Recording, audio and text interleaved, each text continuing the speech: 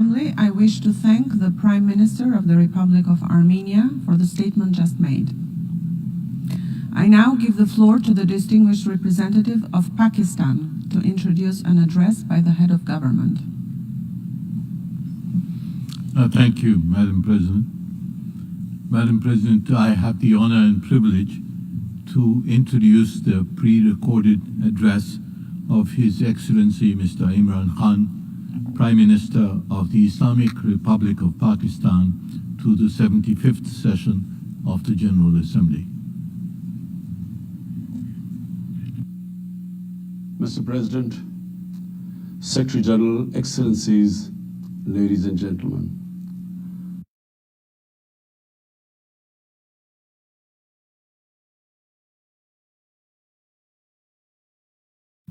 I'm honored to address the United Nations General Assembly once again. I congratulate His Excellency Mr. Volkan Bozkır on his election as the President of the 75th session of the General Assembly. We also appreciate the skillful leadership of the outgoing President, His Excellency Tijani Mohammad Bande, especially during the COVID-19 crisis. We commend the leadership of the Secretary General in these extremely turbulent times. Mr. President, since my government assumed office, our consistent effort has been to fundamentally transform Pakistan. We envisage Naya Pakistan to be modeled on the principles of the state of Medina, established by our Holy Prophet Muhammad sallallahu alaihi wasallam. A just and humane society where all government policies are directed at lifting our citizens out of poverty and creating a just and equitable dispensation. To achieve this goal, we need to have peace and stability. Thus, our foreign policy aims to have peace with our neighbors and settle disputes through dialogue. Mr. President, the 75th anniversary of the United Nations is an extremely important milestone, as this is the only body in the world that can help us achieve our goals of peace and stability in our neighborhood. This is also time for us to reflect whether, as the United Nations, we have been able to realize the promise we collectively made to our peoples. Today, the foundations of the world order, non-use of or threat of unilateral force, self-determination of peoples, the sovereign equality and territorial integrity of states, non-interference in their internal affairs, international cooperation, all these ideals are being systematically eroded. International agreements are being flouted and set aside. Renewed great power rivalries are leading to a new arms race. Conflicts are proliferating and intensifying. Military occupation, illegal annexations are suppressing the rights of human beings to self-determination.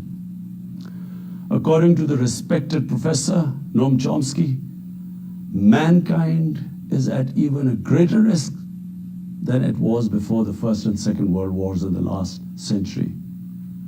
And this is because of the threat, increased threat of nuclear war, climate change, and sadly the rise of authoritarian regimes.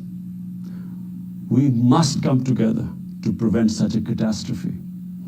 We believe that the driving force in international relations must be cooperation, in accordance with the principles of international law and not confrontation and force. We all must emphatically reaffirm our support for multilateralism. Mr. President, the COVID-19 pandemic has illustrated the oneness of humanity. In our interconnected world, no one is safe unless everyone is safe. Locking down to control the pandemic has triggered the worst recession since the Great Recession in the last century. This has hit the poorest countries the hardest, as well well as the poor in all the countries. In Pakistan, we realized very early on that if we imposed a strict lockdown, the type that several affluent countries had imposed, we would have more people dying of hunger than the virus. Therefore, we adopted a policy of smart lockdown. While concentrating on the hotspots, the virus hotspots, we opened up our agriculture sector immediately, and then followed it up by the construction sector, which employed most of the people. At the same time, and this is despite financial constraints, my government deployed $8 billion, unprecedented amount, for our health services, plus support the poorest and most vulnerable households with direct cash payments through SARS program. And then subsidies to the small businesses. Even though our smart lockdown was heavily criticized in the beginning, but thanks to the Almighty Allah's grace, we have not only managed to control the virus, stabilize our economy, but most importantly, we have been able to protect the poorest segment of the society from the worst fallout of the lockdown. Today, Pakistan's response is cited among the success stories in controlling and responding to the pandemic. However, we are still not out of the woods, like no country is out of the woods today. But Mr. President, it was obvious from the outset that developing countries would need fiscal space to respond to and recover from the COVID crisis. Debt relief is one of the best ways to create that fiscal space for developing countries. Therefore, in early April, I called for a global initiative on debt relief. We appreciate the G20's official debt suspension initiative and the emergency and rapid financing offered by the IMF, World Bank, Asian Development Bank, and UN agencies. This, however, is not going to be enough. The IMF has estimated that developing countries will need over $2.5 trillion to respond and recover from the crisis. The official debt suspension will need to be extended and expanded. Additional debt relief measures will also be needed. Development banks should ensure adequate financial inflows. Rich countries have generated over $10 trillion to finance their own response and recovery. They should support the creation of at least $500 billion in new special drawing rights for the developing world. Mr. President, in my address to the General Assembly last year, I had highlighted the tremendous damage that illicit financial flows from developing countries to rich countries and to offshore tax havens cause. This leads to the impoverishment of the developing nations. Money that could be used towards human development is siphoned off by corrupt elites. The loss of foreign exchange causes currency depreciation. That in turn leads to inflation and poverty. The quest for getting back these stolen resources is nearly impossible, given the cumbersome procedures. Moreover, the powerful money launderers have access to the best lawyers. And sadly, because they are the beneficiaries, there is a lack of political will in the rich countries to curb this criminal activity. Mr. President, if this phenomena is unaddressed, it will continue to accentuate the inequality between the rich and the poor nations.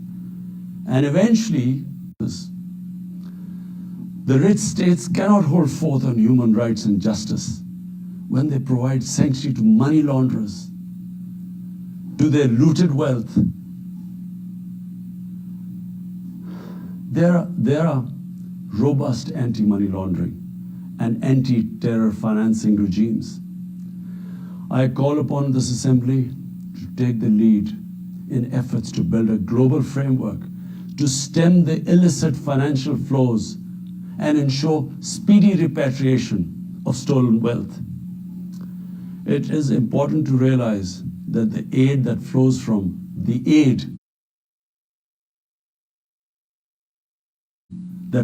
rich countries to the developing world is minuscule compared to the massive outflows by our climate change. Unprecedented fires in Australia, Siberia, California, Brazil. Unprecedented floodings in various parts of the world. Record temperatures, even in the Arctic Circle. This should make all of us worried for our future generations. Commitments made through the Paris agreements must be fulfilled. In particular, the commitment to mobilize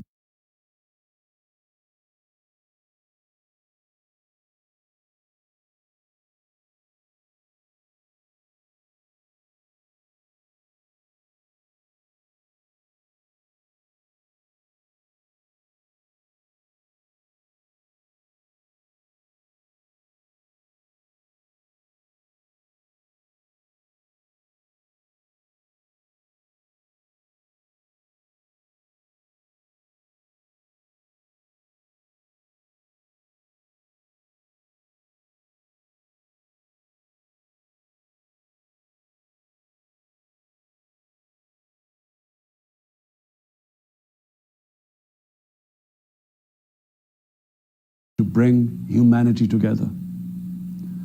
Unfortunately, it has instead fanned nationalism, increased global tensions, and given rise to racial and religious hatred and violence against vulnerable minorities in several places. These trends have also accentuated Islamophobia. Muslims continue to be targeted with impunity in many countries. Our shrines are being destroyed. Our Prophet Muhammad ﷺ insulted. The Holy Quran burnt. And all this in the name of freedom of speech. Incidents in Europe, including republication of blasphemous sketches by Charlie Hebdo, are recent examples. We stress that willful provocations and incitement to hate and violence must be universally outlawed. This assembly should declare an international day to combat Islamophobia and build a coalition to fight the scourge that splits humanity. Mr. President, the one country in the world today where I'm sad to say the state sponsors Islamophobia, and that is India. The reason behind this is the RSS ideology that unfortunately rules India today. This extremist ideology was founded in the 1920s. The RSS founding fathers were inspired by the Nazis, and they adopted their concepts of racial purity and supremacy. While the Nazis' hate was directed at the Jews, the RSS directs it towards the Muslims and to a lesser extent, the Christians. They believe that India is exclusively for Hindus and others are not equal citizens. The secularism of Gandhi and Nehru has been replaced by the dream of creating a Hindu Rashtra by subjugating, even cleansing India's 200 million Muslims and other minorities. In 1992, the RS destroyed the Babri Masjid. In 2002, some 2,000 Muslims were slaughtered in Gujarat, and this was under the watch of Chief Minister Modi. In 2007, over 50 Muslims were burnt alive by RSS arsonists aboard the Samjhota Express train. In Assam, around 2 million Muslims face the prospects of being arbitrarily stripped of their nationality through the adoption of discriminatory laws. There are reports of large concentration camps being filled by Muslim Indian citizens. Muslims were falsely blamed, vilified, and victimized for spreading the coronavirus. They were denied medical attention on many occasions. Their businesses were boycotted. Cow vigilantes attack and kill Muslims with impunity. Last February, Muslim faced targeted killings with police complicity in New Delhi. Mass registrations in the past have often been a precursor to genocide. For example, the Nuremberg laws in Germany in 1935, and then in 1982 in Myanmar. The Hindutva ideology is said to marginalize almost 300 million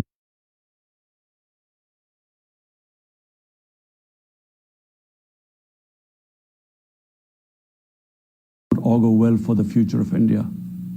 As we all know that marginalization of human beings leads to their radicalization. Mr. President, for over 72 years, India has illegally occupied Jammu and Kashmir against the wishes of the Kashmiri people and in blatant violation of the resolutions of the Security Council and indeed its own commitments to the people of Kashmir. On 5th August last year, India illegally and unilaterally sought to change the status of the occupied territories and deployed additional troops, bringing the total number to 900,000, to impose a military siege on 8 million Kashmiris. All Kashmiri political leaders were incarcerated. About 13,000 Kashmiri youth were abducted and thousands tortured. A complete curfew was imposed, accompanied by a total communications blackout. Indian occupation forces have used brute force, including pellet guns against peaceful protesters, imposed collective punishments, including the destruction of entire neighborhoods,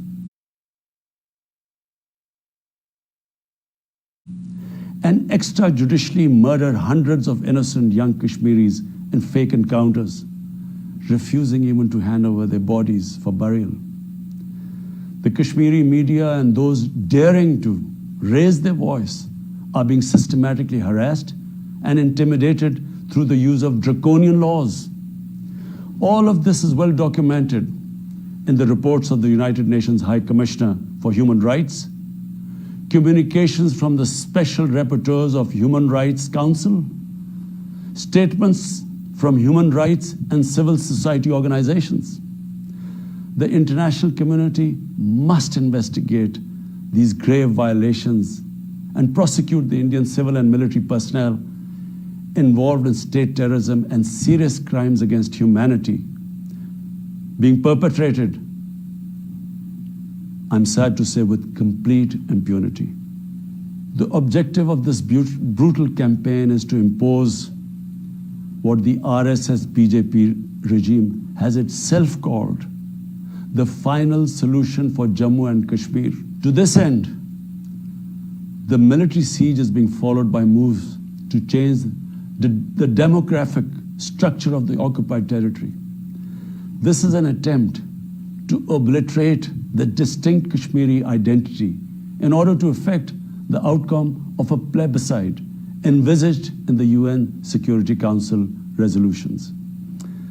This action is in violation of the UN Charter, Council resolutions, and international law, particularly the 4th Geneva Convention. Changing demographic structure of occupied territory is a war crime.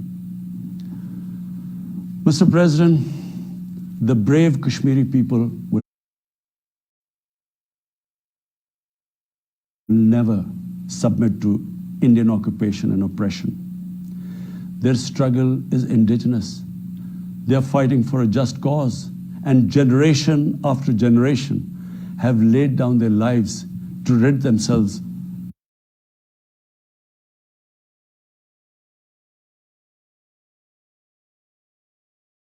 in the legitimate struggle for self-determination. Mr. President, in order to divert attention from its illegal actions and atrocities in Indian-occupied Jammu and Kashmir, India is playing a dangerous game of upping the military ante against Pakistan in a nuclearized environment. Despite constant Indian provocations and ceasefire violations along the line of control and the working boundary, targeting innocent civilians, Pakistan has exercised maximum restraint. We have consistently sensitized the world community about a false flag operation and another ill-conceived misadventure by India. My parents, Mr. President, were born in the colonial India, and I was the first generation that grew up in an independent Pakistan. I want to make it clear that any attempt by the fascist, totalitarian, RSS-led Indian government to aggress against Pakistan will be met by a nation that will fight for its freedom to the end. Mr. President, there will be no durable peace and stability in South Asia until the Jammu and Kashmir dispute is resolved on the basis of international legitimacy. Kashmir has been rightly described as a nuclear flashpoint. The Security Council must prevent a disaster conflict and secure the implementation of its own resolutions, as it did in the case of East Timor. The Council has considered the situation in Jammu and Kashmir 3 times in the past year. It must take appropriate enforcement actions. It must also take steps to protect the Kashmiris from an impending genocide by India.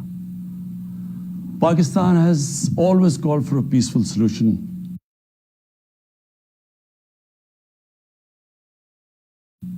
To this end, India must ascend. To reach this end, India must ascend the measures it has instituted since 5th August 2019, end its military siege and other gross human rights violations, and agree to resolve the Jammu and Kashmir dispute in accordance with the relevant UN Security Council resolutions, and of course, the wishes of the people of Kashmir.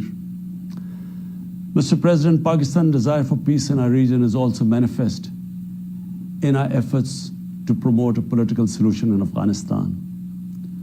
I have consistently maintained over the past 2 decades that there is no military solution to the conflict in Afghanistan. The only way forward was and is a political settlement, which involves the full spectrum of Afghanistan's political actors. Pakistan fully facilitated the process that culminated in the US-Taliban peace agreement on 29 February 2020. Pakistan is deeply gratified that it has fulfilled its part of the responsibility. The Afghan leaders must now